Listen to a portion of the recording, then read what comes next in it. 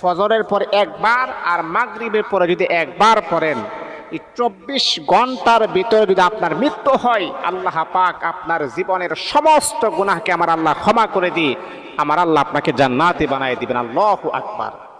ইস্তেগফারের অনেকগুলো আলফাজ রয়েছে। সবচাইতে ছোট ইস্তেগফার হচ্ছে আস্তাগফিরুল্লাহ। আছে না এমন? ইস্তেগফারের কিন্তু অনেক ফজিলত রয়েছে।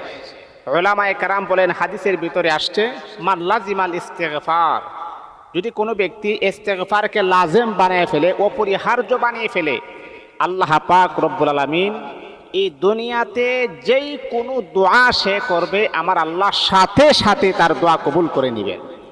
এই জন্যে মুহতারাম হাজিরিন, আমার আপনাদের কাছে আকুল আবেদন হচ্ছে, এই ইস্তেগফারটা কখনো আমরা মিস করব না, কখনো আমরা যেন ভুলে না যাই। প্রত্যেকেই যেন আমরা ইস্তেগফারটা শিখে রাখি। এটা হচ্ছে সাইয়্যিদুল ইস্তেগফার। ইস্তেগফারটা